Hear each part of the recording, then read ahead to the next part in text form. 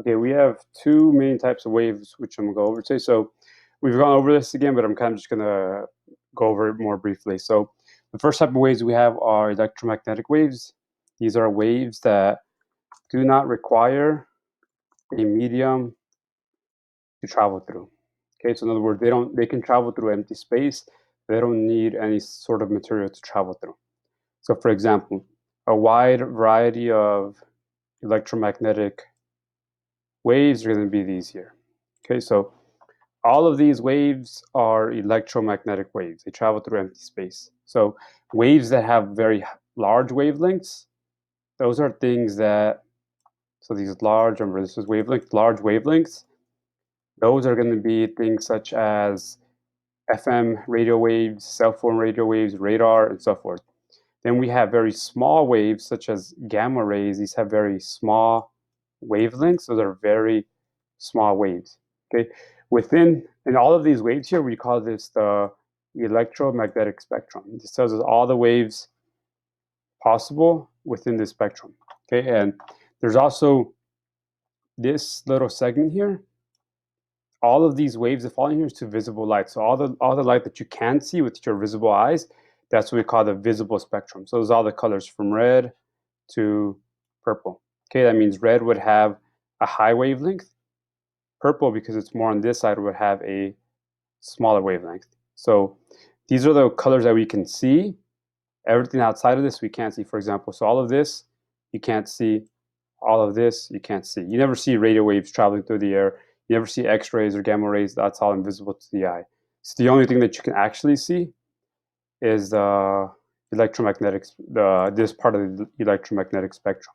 Okay, and just in terms of size, things over here are huge. They're like the size of buildings, whereas things here are the size of an atom, so they're extremely small. Okay, so let's move on to the next type of waves. The next type of waves we have are mechanical waves. These are waves that they do require a medium to travel through. They can't travel through empty space. Okay, an example of that would be sound, or for example, water waves. You need water if you want to have water waves, right? So there's two types of waves in terms of mechanical waves. We have transverse waves and longitudinal waves. In a transverse wave, I am disturbing the medium up and down, right? So think about this as a rope that's attached to a fence. If I'm pulling this rope up and down, I'm disturbing it up and down, okay? But the wave is traveling, so if I'm pulling this up and down, the wave is traveling in this direction, right? It's traveling to the fence. So if I pull it down once, it's going to travel here, and that wave is going to eventually travel all the way through. So it would look something like this, and then it would look something like that. Eventually, the wave is going to reach that. Okay, so in a transverse wave, what you're going to see is that the medium is disturbed up and down, but the wave travels this way. In other words, they are perpendicular to each other. So that's an important point.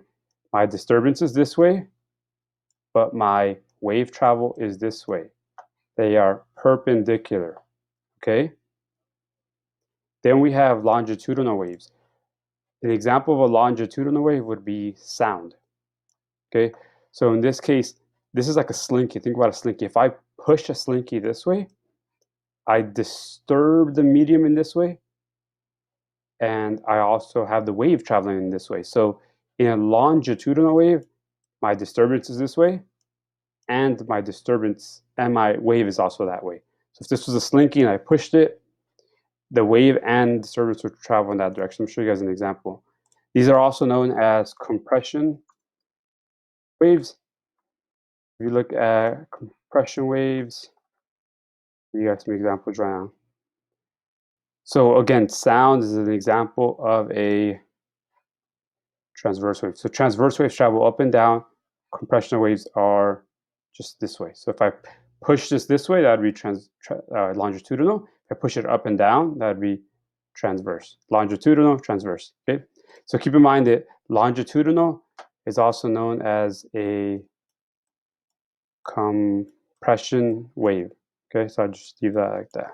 I'll abbreviate compression wave. Just keep that in mind. Okay, so just a quick summary down here. So I have mechanical waves, and I have electromagnetic waves.